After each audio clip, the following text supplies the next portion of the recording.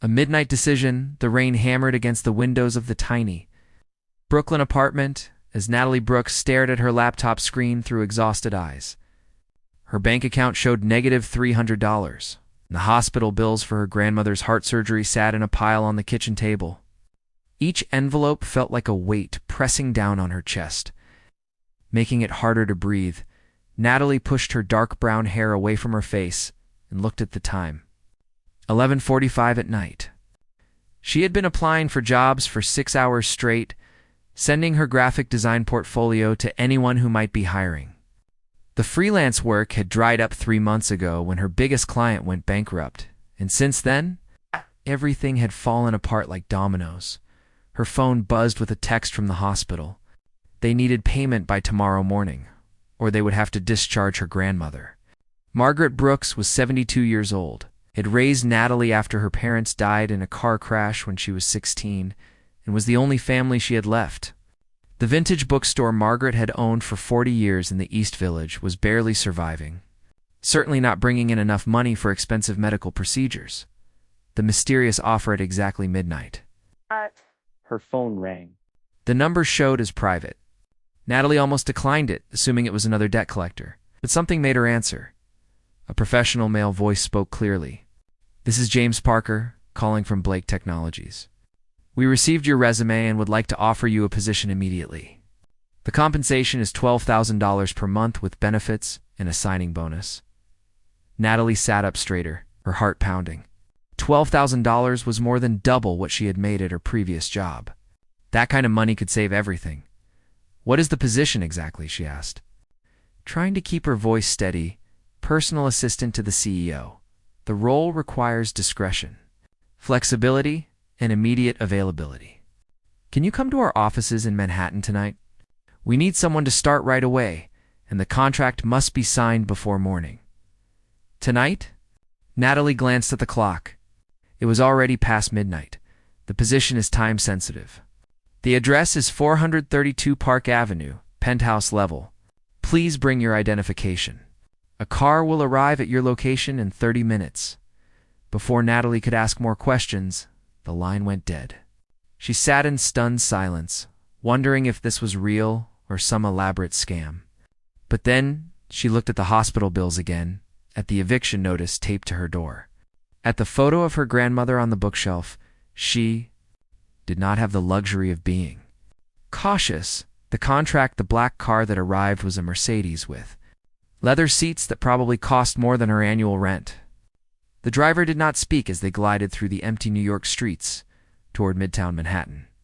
The building at 432 Park Avenue was one of those glass towers that pierced the sky, the kind of place where Natalie had never imagined she would enter. The elevator rose so smoothly she barely felt it moving.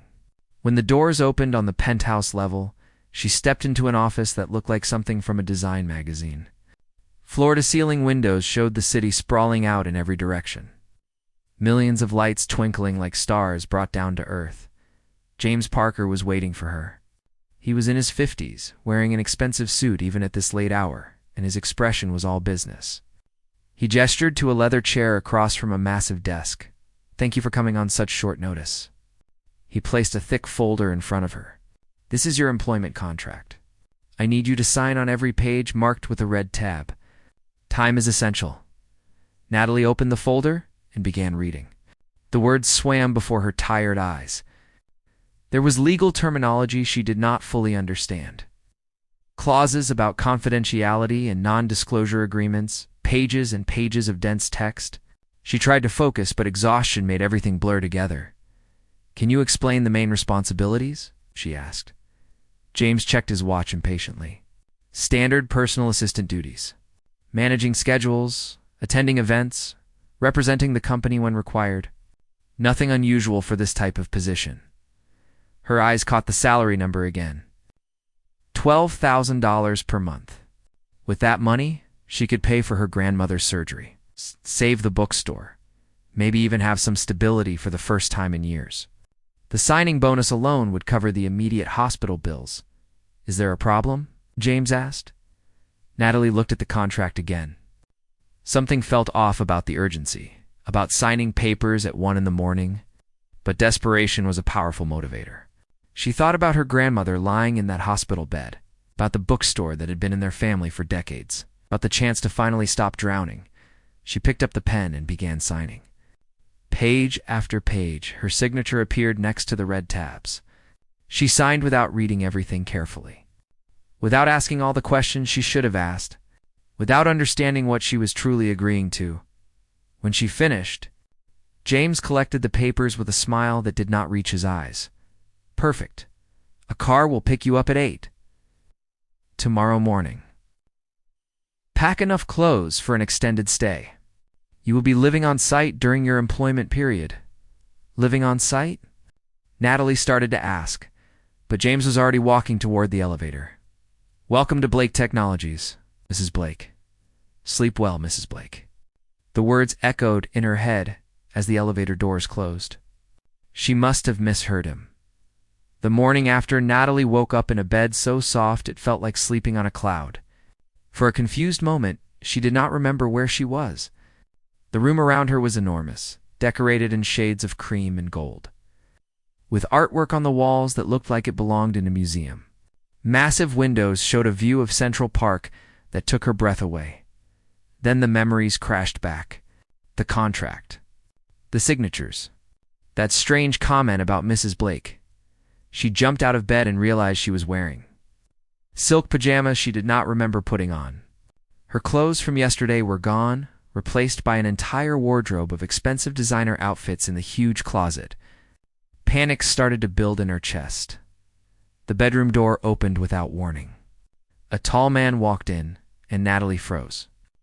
He was stunning in a way that made her forget how to breathe.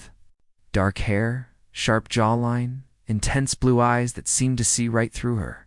He wore a perfectly tailored suit that probably cost more than her car.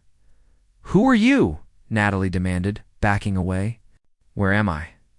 What is happening?" The man studied her with an unreadable expression. "I am Christopher Blake, your husband. According to the documents you signed last night," the words hit her like a physical blow. "Husband? No, that is impossible. I signed an employment contract. I am your assistant." Christopher walked closer, and she could see guilt flickering in those intense eyes. "You are my assistant, technically, but you are also my wife. Temporary wife, to be precise." For 6 months, Natalie felt the room spinning. This cannot be real. This has to be some kind of joke. He picked up a copy of the contract from a nearby table and opened it to a specific page. Page 23, Section 12. The employee agrees to enter into a temporary marriage arrangement for a period of 6 months to fulfill requirements of the CEO's inheritance terms. She grabbed the document, searching desperately for the words. There they were, buried in legal language she had not understood, hidden between paragraphs about confidentiality and job duties. Marriage. 6 months. Legal and binding. This cannot be legal, she said, her voice shaking. This is fraud. This is kidnapping. Christopher ran his hand through his hair, looking tired despite his polished appearance. "I assure you, it is completely legal. I have the best lawyers in New York. Everything was done properly. You signed voluntarily. I did not know what I was signing." Natalie felt tears of frustration building. "I thought I was getting a job. I needed money for my grandmother's surgery." Something shifted in Christopher's expression. "And your grandmother is receiving the best care possible right now. The hospital bills have been paid in full. The surgery is scheduled for this afternoon with the top cardiac specialist in the country." Natalie stared at him. "What?" "I kept my part of the agreement." Christopher's voice was calm but firm. "The signing bonus was transferred to cover all medical expenses. Your grandmother's bookstore rent is paid for the next year. You have financial security." She sank into a chair, trying to process everything. "Why? Why would you do this?" "Why me?" "Because I needed someone quickly. Someone without complicated family ties or social connections who might leak information to the press. Someone desperate enough to sign without asking too many questions." He paused. "And because my grandfather's will states that I must be married by my 35th birthday or I lose control of the company I built. That birthday is in 6 months, so you bought yourself a wife. I prefer to think of it as a mutually beneficial business arrangement. Natalie looked up at him, anger replacing shock. You tricked me. You manipulated my desperation. Yes, Christopher admitted simply. I did, and I am not proud of it. But it is done now. We can make this work, or we can both lose everything. Your choice. She thought about her grandmother, about the surgery happening today, about the bookstore saved from closing. Then she looked at the stranger who had purchased her life without permission, who had trapped her in a marriage she never agreed to. What exactly do you expect from me in this arrangement? She asked carefully. Christopher met her eyes. Public appearances, as my wife, attend social events, sign legal documents when needed, live in this house. You will have your own space, your own privacy. This is strictly business. After 6 months, we file for divorce. You get a final payment of $200,000. We both walk away. $200,000 would change her entire life. It would give her grandmother security, save the bookstore permanently, let her start fresh. But 6 months pretending to be married to a man who saw her as nothing more than a business transaction? 6 months living a lie? I need time to think, Natalie said. You have until tonight. Christopher walked toward the door, then stopped. For what it is worth, I am sorry about the deception. But I am not sorry about the choice. You needed help. I needed a solution. Sometimes life does not give us perfect options. After he left, Natalie sat alone in that beautiful prison of a room, wondering how a single signature had changed her entire life overnight. Learning high society 3 weeks had passed since Natalie woke up as Mrs. Christopher Blake, and she still felt like an actress playing a role she had never auditioned for. The mansion in the Upper East Side had become her gilded cage, beautiful but suffocating. Every morning she woke up in silk sheets that cost more than her old monthly rent, ate breakfast prepared by a private chef, tried to navigate a world she had only seen in movies. Christopher had been true to his word about giving her space. They had separate bedrooms on opposite ends of the 3rd floor. Most days, he left for work before she woke up and returned after she had gone to bed. Their interactions were polite but distant, like two strangers sharing an elevator. But today was different. Today was the charity gala at the Metropolitan Museum of Art, their first major public appearance as husband and wife. Natalie stood in front of the full-length mirror in her bedroom, barely recognizing the woman staring back at her. The emerald green gown hugged her figure perfectly. A professional stylist had transformed her usually simple hair into an elegant updo. Diamond earrings that probably cost more than a car sparkled at her ears. You look beautiful, Christopher said from the doorway. Natalie jumped, not having heard him enter. He looked devastating in a black tuxedo, his dark hair perfectly styled, those intense blue eyes studying her with an expression she could not quite read. It's like someone pretending to be someone else. She replied honestly. Christopher walked closer until he stood just behind her. Both of them reflected in the mirror. That makes 2 of us. Nobody at these events is really themselves. They are all playing roles, trying to impress people they do not actually like. That is a depressing way to view the world. He met her eyes in the mirror reflection. Welcome to my world. Are you ready for this? No, Natalie admitted. I have no idea how to act at a society gala. I'm going to embarrass you. Christopher turned her gently to face him. Listen to me. You are smart, educated, and more genuine than anyone we will meet tonight. Just be yourself. Well, yourself, but married to me. Can you do that? Before she could answer, his phone buzzed. He checked it and frowned. The car is here. We need to go over our story one more time, creating their love story in the limousine riding through Manhattan. Christopher quizzed her like they were studying for an exam. How did we meet? Natalie recited the story they had practiced. At a coffee shop in Brooklyn? You came in during a rainstorm, and I offered to share my table because the place was crowded. And then what happened? I accidentally knocked over your coffee. I felt terrible and insisted on buying you another one. We started talking and did not stop for 3 hours. Christopher nodded approvingly. What do I do that annoys you? We need to seem real. Real couples know each other's flaws. Natalie thought about it. You work too much.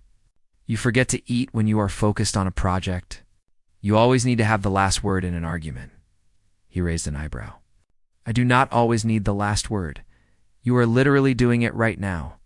A genuine smile crossed his face, transforming his usually serious expression. Fair point. What else? You drink your coffee black, which is basically a crime against humanity. You read the newspaper every morning, even though everything is digital now. You have exactly 3 jokes you tell at business dinners. None of them are funny. Christopher laughed, a real laugh that Natalie had never heard before. How do you know about my business dinner jokes? Your assistant James warned me. He said to laugh politely when you tell them. Even though they are terrible, they are not that bad. One of them is a pun about quarterly earnings. That is objectively terrible. The tension in the car shifted. For a moment, they were not strangers bound by a contract. They were just 2 people sharing a laugh. What about me?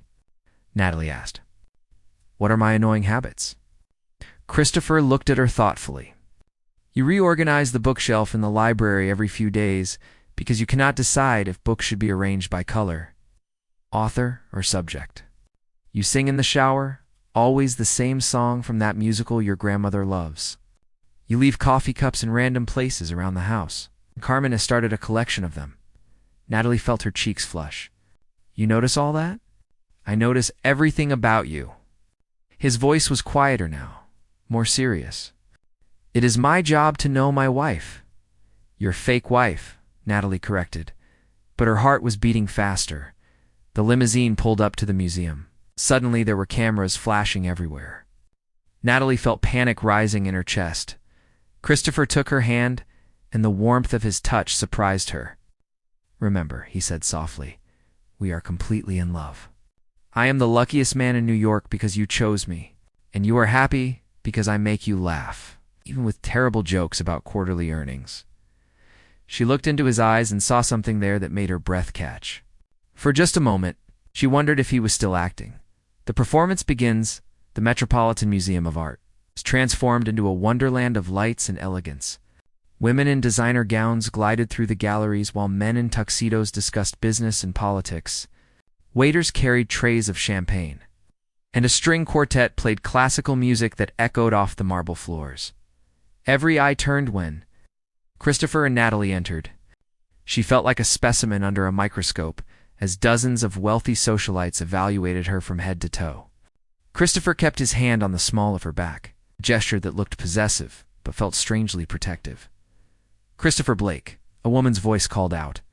A stunning blonde in a red dress approached them with a smile that did not reach her cold gray eyes. I heard rumors you had gotten married, but I did not believe them.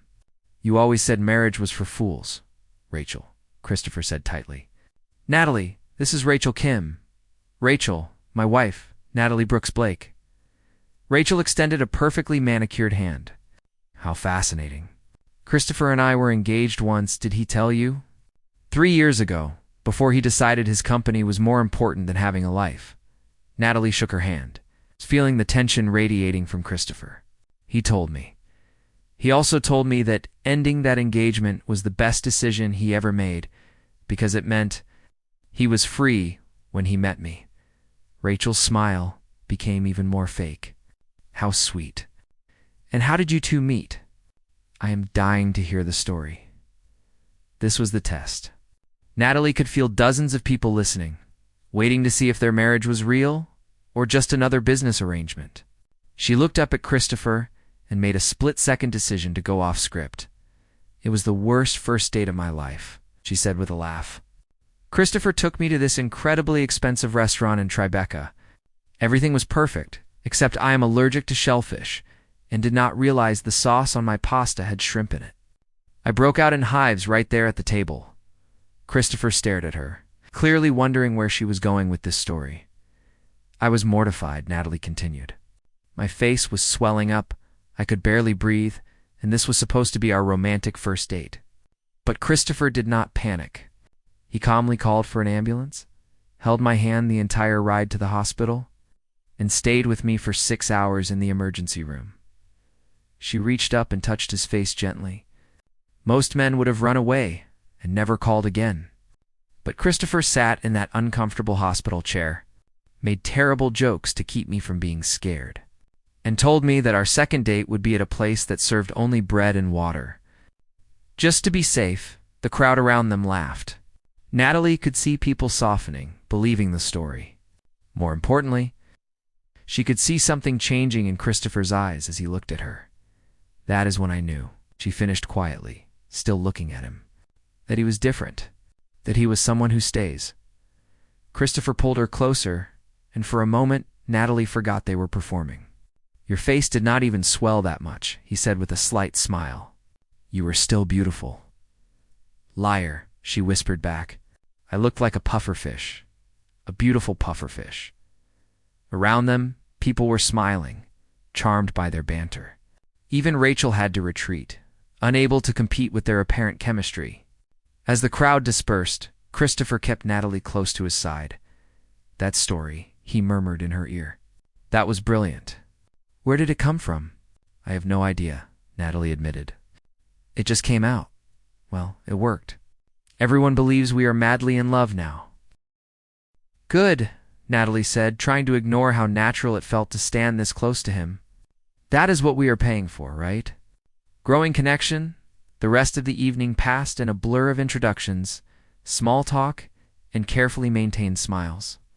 But something had shifted between Christopher and Natalie. Their conversation flowed more naturally. Their touches felt less rehearsed. When they danced together during the formal waltz, Natalie found herself actually enjoying being in his arms. "You are a good dancer," she said as he guided her smoothly across the floor. "My mother insisted I take lessons when I was 12. I hated every minute of it. And now?" Christopher looked down at her, and there was something warm in his expression. "Now I am grateful she forced me. Otherwise, I would be stepping on your feet right now." The song ended, but they stayed on the dance floor for a moment longer than necessary. Natalie was very aware of how close they were, of his hand on her waist, of the way he was looking at her. "Natalie," Christopher started to say, but was interrupted by a man in an expensive suit. "Blake, we need to discuss the merger. Can I steal you for a moment?" Christopher looked torn. "Go ahead," Natalie said, even though she felt oddly disappointed. "I will find the ladies' room." She navigated through the crowd, grateful for a moment alone. In the elegant bathroom, she stared at her reflection and tried to understand what was happening to her. This was supposed to be simple. A business arrangement. 6 months of pretending, then walking away with enough money to secure her future. So why did dancing with Christopher feel so real? Why did she care what he thought of her? Why did her heart race when he smiled? "You are Natalie Blake, right?" A woman's voice interrupted her thoughts. She turned to see an older woman with sharp eyes and an expensive camera hanging around her neck. "Diana Whitmore, investigative journalist. I write for the New York Times. Can I ask you a few questions about your marriage?" Natalie felt ice in her veins. "I am sorry. I need to get back to my husband." "Of course," Diana said with a knowing smile. "It is just interesting how quickly you two got married, and how little information there is about you before you became Mrs. Blake. Almost like you appeared out of nowhere. I am not interested in being interviewed," Natalie said firmly, walking toward the door. Diana followed her. "I have been researching Christopher Blake for a story about inherited wealth and corporate power. Did you know about his grandfather's will? The clause that says he must be married by his 35th birthday or lose everything?" Natalie's hand froze on the door handle. "That birthday is in less than 6 months," Diana continued. "Interesting timing for a whirlwind romance, do you not think?" Before Natalie could respond, Christopher appeared in the doorway. "Diana," he said coldly, "I see you are harassing my wife. Should I call security, or will you leave on your own?" Diana smiled without warmth. "No harassment, just journalism. But I will be in touch." She handed Natalie a business card. "When you are ready to tell the truth about this marriage, call me." After she left, Christopher took Natalie's arm gently. "Are you okay?" "What did she say?" "She knows," Natalie whispered. About the will, about the timing. She thinks our marriage is fake. Christopher's jaw tightened. Diana Whitmore is known for destroying reputations. If she publishes a story claiming we committed fraud, it could ruin everything. We need to be more convincing than we were tonight. Natalie felt exhausted suddenly. Christopher, everyone believed us. We were perfect. He looked at her intensely. Maybe too perfect. Real couples fight. They have problems. We need to seem more authentic. So what do you suggest? He hesitated, then said quietly, maybe we stop pretending quite so much. The confession, they did not speak much on the ride home. Natalie stared out the window at the city lights, thinking about Diana's questions and Christopher's cryptic suggestion. When they arrived at the mansion, she expected Christopher to disappear to his room like usual, but instead he followed her to the library. Want a drink? He asked, pouring himself whiskey from the crystal decanter. Sure, Natalie said, sinking into one of the leather chairs. It had been a long night. Christopher handed her a glass and sat across from her. You were amazing tonight. The way you handled Rachel, the story you told, the way you made everyone believe we are real. You are a natural at this. I am a good liar, apparently, Natalie said bitterly. My grandmother would be so proud. You are not lying about everything, though, are you? Natalie looked up at him sharply. What does that mean? Christopher set down his glass and leaned forward, his blue eyes intense. It means I see the way you look at me sometimes when you think I am not watching. It means I feel the chemistry between us, and I do not think you are faking all of it.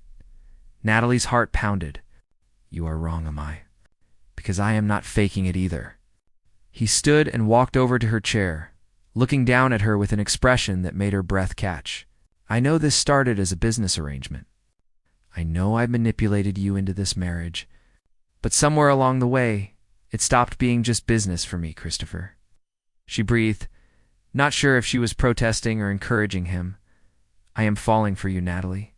For real, the way you reorganize bookshelves and leave coffee cups everywhere. The way you care about your grandmother and that little bookstore. The way you made up a story tonight about allergic reactions and hospital visits that was better than anything we rehearsed. He reached out and touched her face gently. The way you look at me right now, this is crazy, Natalie said, but she did not pull away. We barely know each other. This is not real then. Why does it feel real? Why do I look forward to breakfast with you every morning? Why do I make excuses to come home early just to see you? Why did dancing with you tonight feel like the most genuine thing I have done in years? Natalie stood up, bringing them face to face. Because you were lonely. Because this arrangement forced proximity. Because we are good at pretending. Prove it, Christopher said softly. What? Prove that it is just pretending.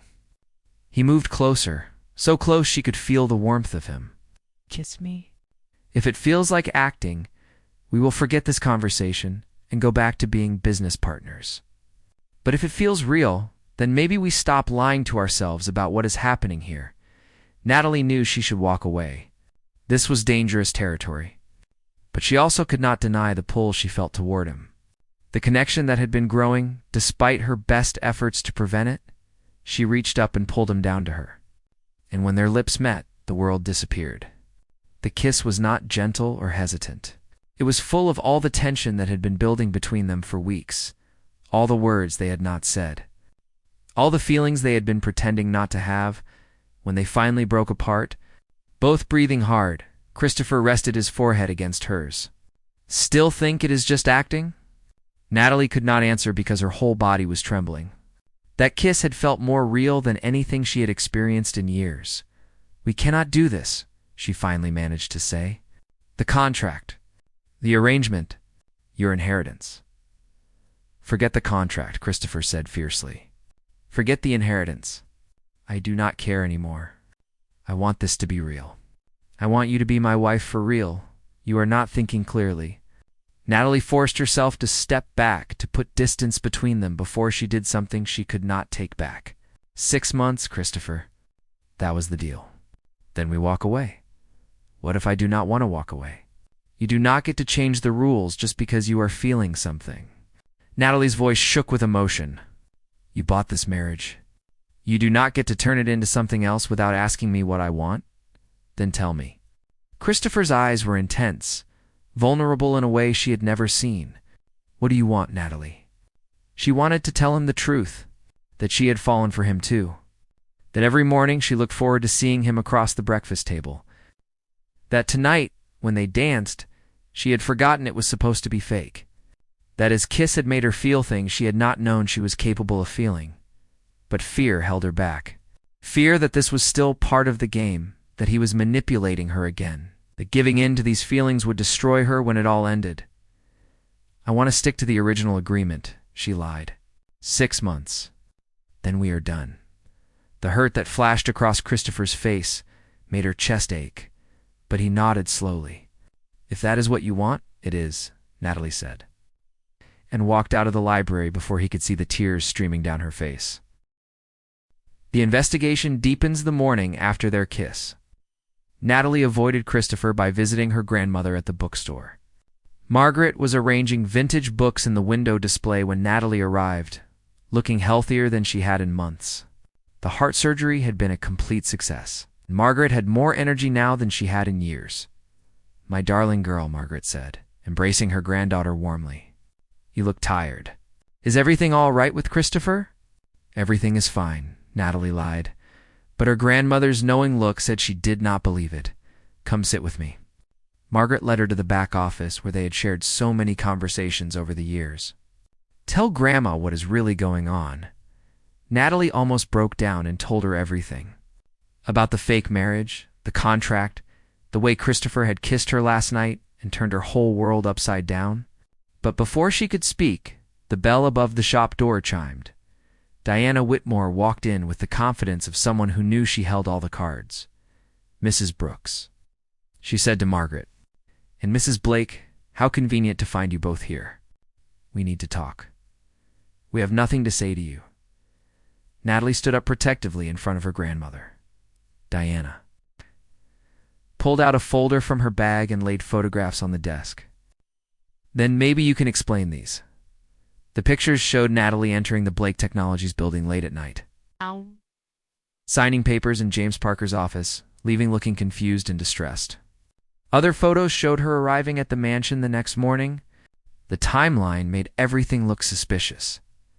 These were taken by a security guard who thinks something illegal happened that night. Ow. Diana said. He contacted me because he felt guilty about his role in whatever scheme this is. So I will ask you one more time. Is your marriage to Christopher Blake legitimate, or is it a fraud to help him claim his inheritance? Margaret looked at the photos, then at Natalie. Sweetheart, what is she talking about? Natalie felt the walls closing in. She could lie to Diana, but she could not lie to her grandmother. Not again. Not anymore, Grandma. I need to tell you something. She took a shaky breath. Christopher and I did not meet in a coffee shop. We did not fall in love. I signed a contract to be his temporary wife for 6 months, so he could inherit his company and I could pay for your surgery. The disappointment on Margaret's face was worse than any anger could have been. Oh, Natalie, but it is not like that anymore, Natalie said desperately. I mean, it started that way, but now things have changed. Now it feels real. Feelings do not make fraud legal, Diana interrupted. If you entered into a sham marriage, both of you could face criminal charges. The shop bell rang again. Christopher strode in, looking furious. Diana, I should have known you would go after my family directly. Leave my wife and her grandmother alone, or I will have my lawyers bury you in lawsuits. Family, Diana laughed. That is rich coming from a man who bought himself a bride. I did not buy her, Christopher said through gritted teeth. I offered her a business arrangement that benefited both of us. There was no coercion. No coercion. Diana pulled out more papers. I have your financial records. You paid for her grandmother's surgery before the contract was even signed. You paid off debts she did not even know you knew about. You essentially bought her compliance. That is not how it happened, Natalie protested. Then how did it happen? Diana challenged. Tell me the truth, or I publish everything I have tomorrow morning. Your choice? Margaret's wisdom? Everyone stopped talking as Margaret stood up slowly. She was small, barely 5 feet tall, but her presence commanded the room. She walked over to Diana and looked her straight in the eye. "Young lady, do you know how I met my husband, Natalie's grandfather, Thomas?" Diana looked confused by the question. "That is not relevant. Answer my question." "No, I do not know." "Thomas worked for my father's company." Margaret's voice was calm but firm. "My father was dying, and he wanted to make sure I would be taken care of. So he arranged for Thomas to marry me. Paid him a substantial amount of money, actually. Made it a condition of his inheritance that he stay married to me for at least 5 years." Natalie stared at her grandmother in shock. "Grandma, you never told me that it was not important," Margaret said simply. "Because what started as an arrangement became the greatest love of my life. Thomas and I were married for 48 years before he passed. We raised your mother together. We built this bookstore together. We had a beautiful life together." She turned back to Diana. "So you can judge my granddaughter all you want for accepting help when she desperately needed it. You can condemn Christopher for using his resources to solve a problem. But do not you dare tell me that a marriage that starts unconventionally cannot become something real and lasting." "But the law," Diana started. "The law says they are married," Margaret interrupted. "It does not require them to have fallen in love before the wedding. It only requires that they entered into the contract of their own free will," which they did. She walked over to Natalie and took her hands. "Tell me the truth now, sweetheart. Not for her, but for me. Do you love him?" Natalie looked at Christopher, at the man who had manipulated her into marriage, but then made her laugh every morning. The man who had noticed what songs she sang in the shower and how she organized bookshelves. The man who had kissed her last night like she was the most precious thing in his world. "Yes," she whispered. "I love him. I did not want to. I tried not to. But I do." Christopher moved to her side immediately. "And I love her," he said firmly.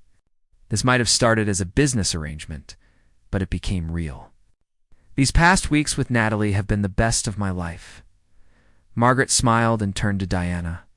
"So there you have it. 2 people who entered into a legal marriage and fell in love. Where is the crime in that?" Diana looked frustrated. "The intent at the beginning was fraudulent." "Prove it," Margaret challenged. "Prove that, on the day they signed those papers, neither of them hoped it might become something more. Prove that Christopher did not feel attracted to Natalie the moment he met her. Prove that Natalie did not see something in Christopher that made her trust him with her grandmother's life." Diana looked at the photos again. Then, at Christopher and Natalie standing together, clearly in love despite everything. "I cannot prove intent," Diana admitted reluctantly. "Without that, I have nothing but speculation." "Then perhaps you should write a different story," Margaret suggested. "About how love can grow in unexpected places. About how 2 people found each other, despite circumstances that should have kept them apart." The truth revealed after Diana left. Still looking unhappy but unable to publish or expose without proof of actual fraud, Natalie sat with her grandmother in the bookstore while Christopher made phone calls to his legal team.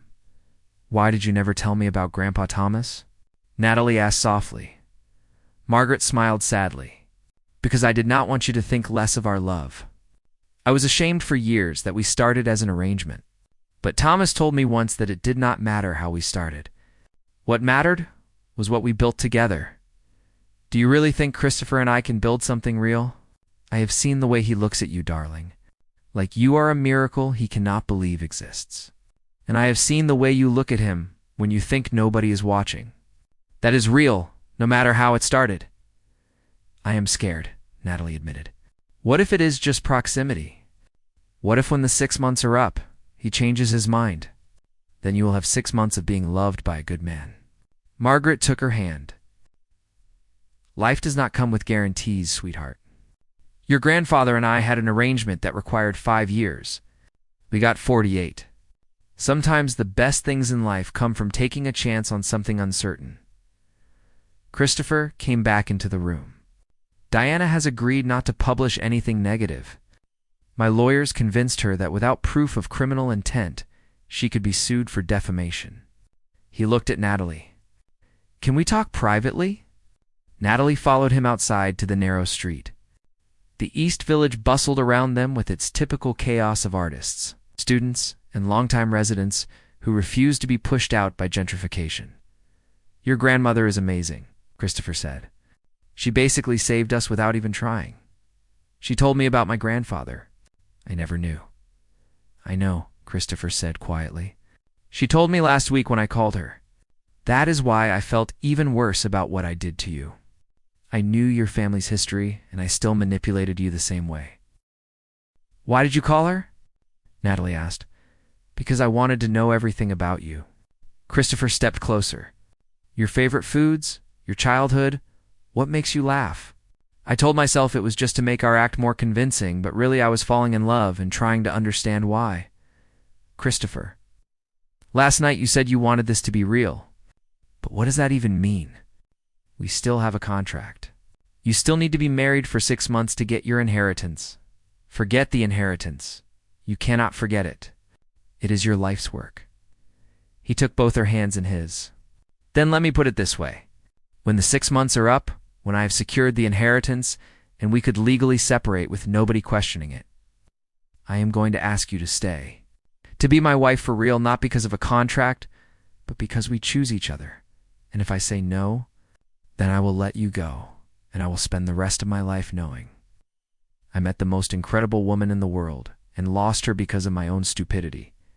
Natalie felt tears building. You hurt me.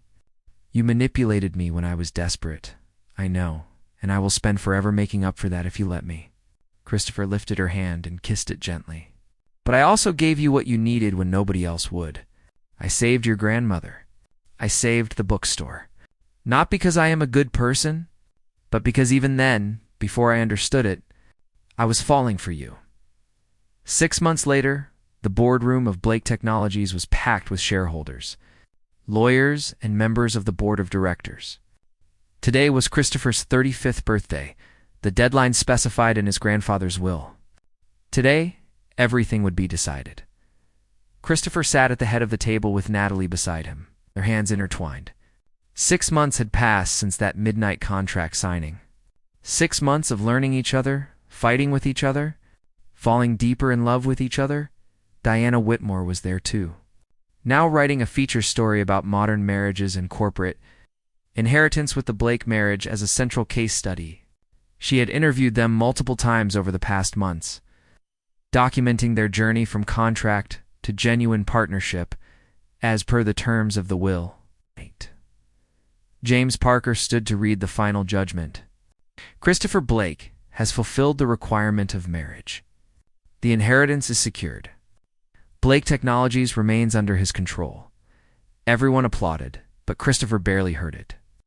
He turned to Natalie and pulled out a small velvet box. This is not part of the contract, he said, loud enough for everyone to hear. This is not about the inheritance or the company. This is about you and me.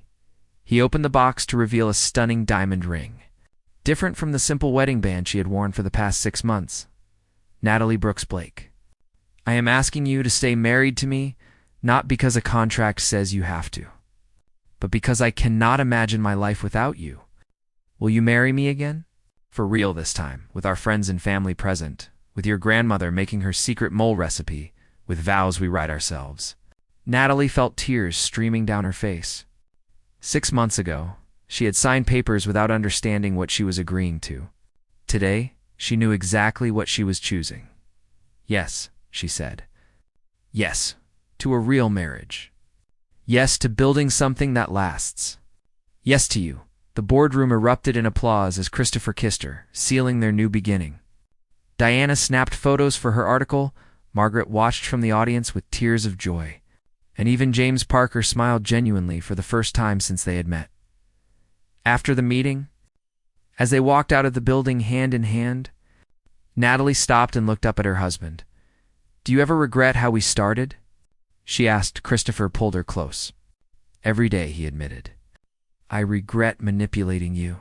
I regret the deception. But I do not regret where it led us. Sometimes the best things in life come from the worst decisions. My grandmother said something similar. She is a wise woman. Christopher kissed her forehead. Now, what do you say we go home and burn that original contract? Start fresh with only the vows that matter. Natalie smiled. Only if we also burn those terrible jokes you tell at business dinners. Those jokes are classics. They are terrible. You know it. As they walked to the car, still playfully arguing, Diana watched from across the street. Her article would be published next week in the Sunday Times. It would tell the truth about their arrangement. But it would also tell the bigger truth about how love could transform even the most cynical business deal into something beautiful. The headline was, "Already Written." One signature changed her life overnight, but love changed everything after. Margaret had been right all those months ago. It did not matter how a marriage started. What mattered was what you built together, one day at a time, one choice at a time, one real moment after another. Natalie Brooks had signed a contract without reading it and woke up as someone's wife. But she had chosen, every day since then, to become Christopher Blake's partner in every sense of the word.